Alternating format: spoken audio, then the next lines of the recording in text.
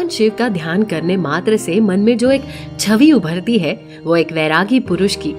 उनके एक हाथ में त्रिशूल, दूसरे हाथ में डमरू, गले में सर्पमाला, सिर पर त्रिपुंड चंदन लगा हुआ है, माथे पर अर्धचंद्र और सिर पर जटाजुट जिसमें गंगा की धारा बह रही है। थोड़ा ध्यान गहरा होने पर इनके साथ इनका वाहन नंदी भी नजर आता है। कहने का मतलब ये है कि शिव के साथ ये 7 चीजें जुड़ी हुई है। अब दुनिया में कहीं भी चले जाइए, आपको शिवालय में शिव के साथ ये 7 चीजें जरूर मिलेंगी। आइए जानते हैं कि शिव के साथ इनका संबंध कैसे बना, यानी ये शिव जी से कैसे जुड़े। क्या शिव के साथ ही प्रकट हुए थे या अलग अलग घटनाओं के साथ ये शिव से जुड़ते गए। लेकिन आगे बढ़ने से पहले यदि आप हमारे चैनल पर नए हैं तो चैनल को सब्सक्राइब जरूर कर दे और नीचे दिए गए बेल आइकन को दबाना ना भूले ताकि हमारे नए अपडेट्स आपको मिलते रहे। शिव जी का त्रिशूल। भगवान शिव सर्वश्रेष्ठ सभी प्रकार के अस्त्र शस्त्रों के ज्ञाता है, लेकिन पौराणिक कथाओं में इनके 2 प्रमुख अस्त्रों का जिक्र आता है, एक धनुष और दूसरा त्रिशूल। त्रिपुरासुर का वध और अर्जुन का मान भंग, ये 2 ऐसी घटनाएं हैं जहां शिव जी ने अपने धनुर्विद्या का प्रदर्शन किया था, जबकि त्रिशूल का प्रयोग शिव जी ने कई बार किया है।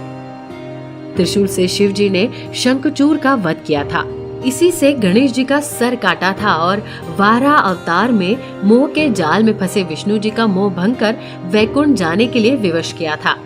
इस तरह आया शिव जी के हाथों में त्रिशूल। भगवान शिव के धनुष के बारे में तो ये कथा है कि इसका आविष्कार स्वयं शिव जी ने किया था, लेकिन त्रिशूल कैसे इनके पास आया इस विषय में कोई कथा नहीं है। माना जाता है कि सृष्टि के आरंभ में ब्रह्मनाद से जब शिव प्रकट हुए तो साथ ही रज, तम, सत ये तीनों गुण भी प्रकट हुए। यही तीनों गुण शिव जी के 3 शूल यानी त्रिशूल बने। इनके बीच सामंजस्य बनाए बगैर सृष्टि का संचालन कठिन था, इसलिए शिव ने त्रिशूल रूप में इन तीनों गुणों को अपने हाथों में धारण किया।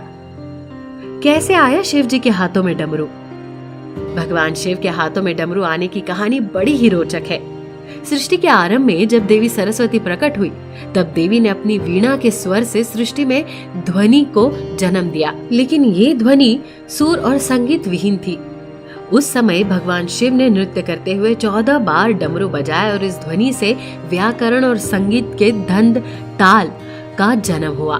कहते हैं कि डमरू ब्रह्म का स्वरूप है जो दूर से विस्तृत नजर आता है, लेकिन जैसे जैसे ब्रह्म के करीब पहुंचते हैं वो संकुचित हो दूसरे सिरे से मिल जाता है और फिर विशालता की ओर बढ़ता है। सृष्टि में संतुलन के लिए इसे भी भगवान शिव ने अपने साथ लेकर प्रकट हुए थे। शिव के गले में विषधर नाग कहाँ से आया। भगवान शिव के साथ हमेशा नाग होता है। इस नाग का नाम है वासुकी। इस नाग के बारे में पुराणों में बताया गया है कि ये नागों के राजा है और नागलोक पर इनका शासन है। सागर मंथन के समय इन्होंने रस्सी का काम किया था जिससे सागर को मथा गया था। कहते हैं कि वासुकी नाग शिव के परम भक्त थे। इनके भक्ति से प्रसन्न होकर शिव जी ने इन्हें नागलोक का राजा बना दिया और साथ ही अपने गले में आभूषण की तरह लिपटे रहने का वरदान भी दिया। शिव के माथे पर त्रिपुंड इस तरह आया। भगवान शिव के माथे पर भभूत से बनी 3 रेखाएं हैं। माना जाता है कि ये तीनों लोकों का प्रतीक है। इसे रज, तम और सत गुणों का भी प्रतीक माना जाता है। लेकिन शिव के माथे पर भभूत की ये 3 रेखाएं कैसे आई, इसकी बड़ी ही रोचक कथा है। पुराणों के अनुसार दक्ष प्रजापति के यज्ञ कुंड में सती के आत्मदहन करने के बाद भगवान शिव उग्र रूप धारण कर लेते हैं और सती के देह को कंधे पर लेकर त्रिलोक में हाहाकार मचाने लगते हैं। अंत में विष्णु चक्र से सती के देह को खंडित कर देते हैं, जिसके बाद भगवान शिव अपने माथे पर हवन कुंड की राख मलते और इस तरह सती की याद को त्रिपुंड रूप में माथे पर स्थान देते हैं। तो दर्शकों, कैसे लगी आपको ये पूरी कथा, हमें कमेंट कर जरूर बताइएगा। साथ ही यदि आपको ये वीडियो पसंद आई हो तो वीडियो को लाइक कर चैनल को सब्सक्राइब जरूर कर दे।